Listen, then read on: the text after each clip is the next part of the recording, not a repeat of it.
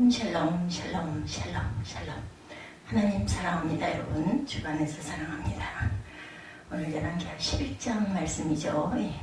1절에서 21절 중에서 전체 내용 한번 돌아보고 은혜로 묵상하도록 합니다. 아하시아의 어머니 아달랴가 그의 아들이 죽은 것을 보고 일어나 왕의 자손을 모두 멸절하였다. 이렇게 시작이 됩니다. 심상치가 않죠. 아하시아의 어머니 아달랴가 그의 아들이 죽은 것을 보고 일어나 왕의 자손을 모두 멸절하였다. 제목이 여호야다의 충성입니다. 요람왕의 딸 아하시아의 누이 여호세바가 아하시아의 아들 요아스를 왕자들이 죽임을 당하는 중에 빼내어 그와 그의 유모를 침실에 숨겨 아달랴를 피하여 죽임을 당하지 아니하게 한지라. 하나 살아남네. 요아스 왕자. 21절에 보니까 요아스가 왕이 될 때 나이가 7세였더라. 7살에 왕에 오르는 그런 내용입니다. 여호야다의 충성이 어떠했는지 함께 보도록 하죠. 솔로몬 이후 이스라엘 왕국은 남과 북으로 이제 갈라졌습니다. 북쪽은 이스라엘, 남쪽은 유다. 그래서 남유다, 북이스라엘 이렇게 얘기하죠. 이스라엘 왕 여로보암과 유다 왕 르호보암 사이에 전쟁이 끊이지 않았다. 이렇게 말씀하고 있습니다. 이스라엘 왕 여로보암과 유다 왕 아비암 사이에 전쟁이 있었습니다. 이스라엘 왕 바샤와 유다 왕 아사 사이에 또한 전쟁이 있었습니다. 그런데 이상하게도 이스라엘 왕 아합과 유다 왕 여호사밧 사이에는 전쟁이 없었어요. 끊임없는 전쟁이 이어지고 왕들이 바뀌는데 두 왕은 매우 사이가 좋았죠. 좋게 지내다 보니 아들, 딸을 서로 나누어서 결혼을 시키기도 합니다. 사돈이 된 거예요. 아합의 딸 아달랴와 여호사밧의 아들 여호람이 결혼을 합니다. 이스라엘 왕 아합의 딸이 유다 왕 여호사밧의 며느리가 된 거죠. 아합은 본래 아주 악한 왕입니다. 게다가 아내를 그 시돈 사람 바알의 딸 이세벨을 아내로 맞아들였습니다. 아내의 말을 듣고 사마리아의 바알 신당을 지음으로 여호와 하나님의 노를 사게 되죠. 이세벨이 아주 한술 더 떠요. 아합 왕보다. 이세벨의 딸 아달랴는 물어볼 것도 없었어요. 그 어머니의 그 딸. 어머니를 보고 딸들이 거의 배우죠. 아달랴를 왕으로 맞이한 남쪽 유다에도 바알 신당이 세워집니다. 남유다에도 바알 신당이 세워지고 요람은 아달랴의 말을 듣고 우상을 섬기게 됩니다. 남유다의 왕 요람도 선지자 엘리야가 너는 내 아비 여호사밧과 아사왕의 길을 따르고 우상을 버리라고 여러 번 충고했지만 듣지를 않습니다. 마침내 여호와께서 치심으로 창자에 고치지 못할 병이 들어 비참하게 죽습니다. 아무도 그의 죽음을 아까워하는 사람이 없어요. 여호람의 죽음. 그는 다윗성의 상세를 지냈으나 여론의 묘실에는 묻히지를 못합니다. 여호람이 죽자 여호람의 막내 아들 아하시아가 왕이 됐어요. 오늘 제목이 아하시아의 충성이었었죠. 여호야다의 충성. 그렇습니다. 그는 다윗성의 장사를 지냈으나 여왕의 묘실에는 묻히지 못했어요. 여호람. 그 다음에 여호람의 막내 아들 아하시아가 왕이 됩니다. 그때부터 그의 어머니 아달랴가 마음대로 하죠. 아하시아는 완전히 헛수아비가 됩니다. 아하시아는 아달랴가 시키는 대로 악을 행했습니다. 그나마 아하시아가 이스라엘 왕 요람의 그 병문화를 갖다가 예후에게 개죽음을 당하고 말죠. 그렇게 되자 유다 왕국은 아달랴의 손안에 완전히 들어가게 됩니다. 아달랴는 유다 왕손이라는 왕손을 눈에 보이는 대로 더 잡아 죽이죠. 아달랴는 악한 여자였습니다. 남편이 다스리던 나라를 아들이 다스리게 하고 아들이 다스리던 나라를 손자가 다스리도록 해야 할 텐데 아들 손자를 모두 다 멸절을 시키죠. 아달랴가 6년 동안 유다 왕국의 왕노릇을 합니다. 죽은 요람의 딸로 아하시아의 누이로 요사부앗이라는 여자가 있었습니다. 이 여자가 시집을 가서 그때 당시 대제사장 여호야다의 아내가 됩니다. 이 여호야다가 여호사부앗에 끌어진 유다 왕손을 이어야겠다는 생각을 하죠. 오늘 여호야다의 충성이었습니다. 그래서 죽은 아하시아가 낳은 갓난아기를 6년 동안 성전에서 숨겨서 기릅니다.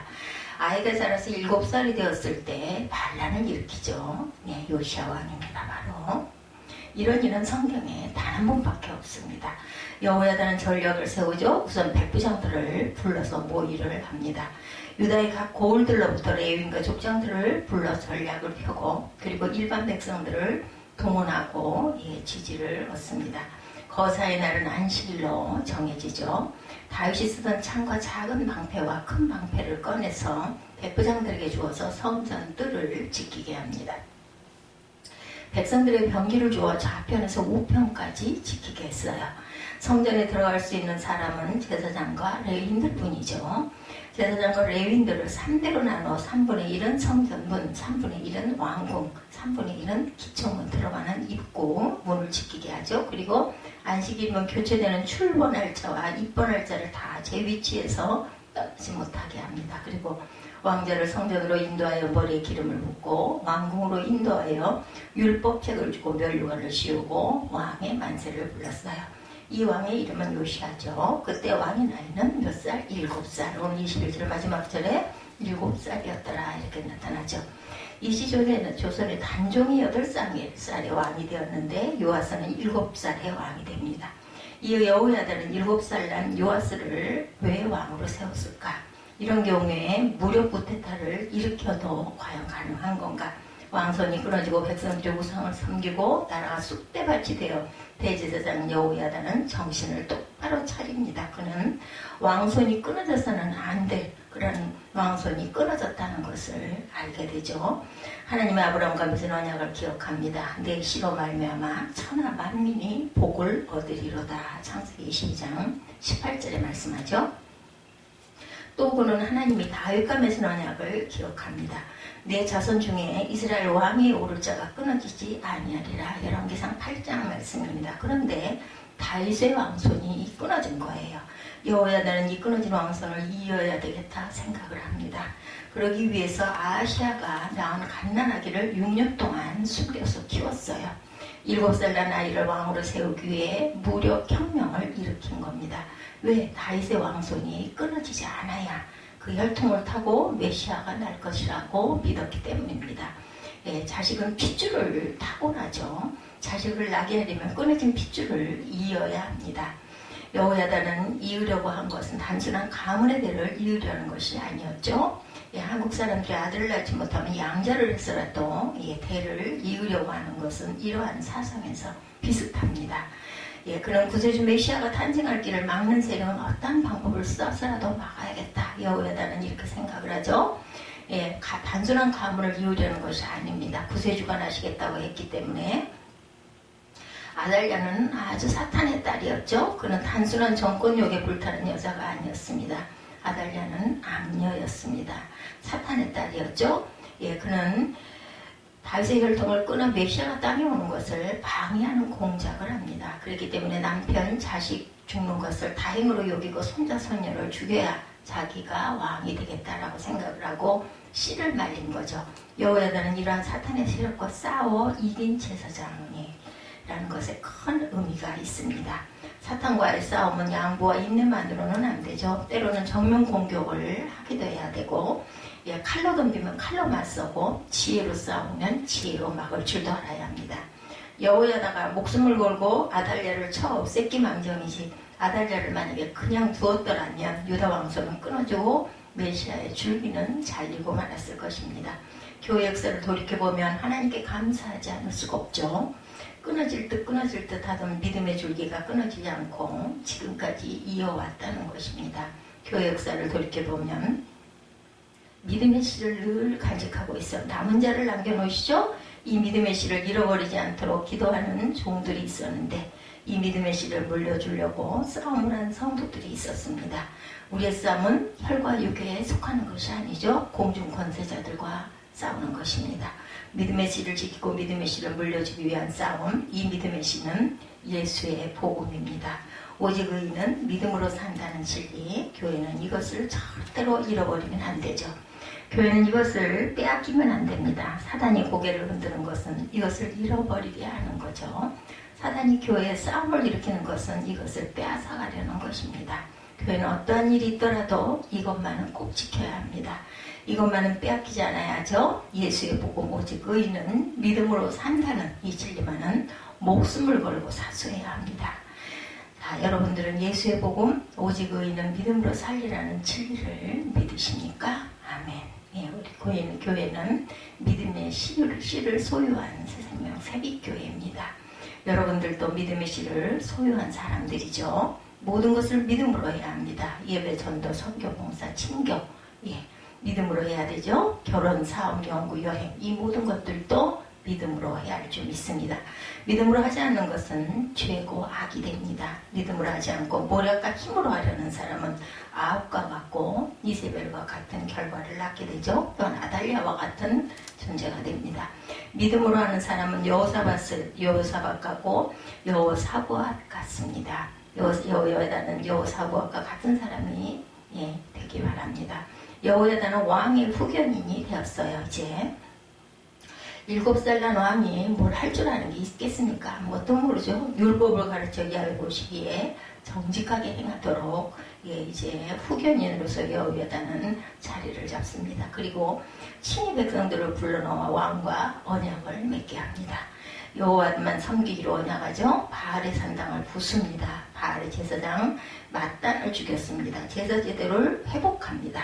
성전을 관리하는 직원들을 제사장들과 레위 사람들의 수하에 두어서 반차에 따라 봉사하게 합니다. 모세의 법대로 번제를 드리게 하죠. 다윗의 규례대로 문지기는 문을 지키고 노래하는 자는 노래하게 합니다. 요아스 왕은 제23년 되는 해에 성전 수리를 명령하죠. 23년이 되었으면 30세. 그렇죠. 그것을 잘 이행되지 않자 여호야다가 앞장을 서서 성전 수리비를 모으려고 직접 진두지휘에서 성전에 퇴락한 곳을 수리합니다. 요아스는 이름만 왕이고 여호야다가 왕의 일을 다 했습니다. 여호야다는 나이가 많아 이제 130세에 돌아갑니다. 온 백성이 여호야다의 죽음을 슬퍼하죠. 백성들이 여호야다를 다윗성 열왕의 묘실에 장사를 지내고 열왕의 묘실에는 아무나 묻힐 수 있는 것이 아니었죠. 요아스의 아버지 아하시아는 예후에게 맞아 죽고 다윗성에도 묻히지 못했습니다. 아하시아의 아버지 여호람은 다윗성에는 묻혔으나 열왕의 묘실에 안치되지 못합니다. 여호야다는 왕이 아니었으나 다윗성은 열왕의 묘실에 묻히게 됩니다. 선지자 이름으로 선지자를 영접한 자는 선지자의 상을 받고 의인의 이름으로 의인을 영접한 자는 의인의 상을 받는다는 말이 이런 일을 두고 말하는 거죠.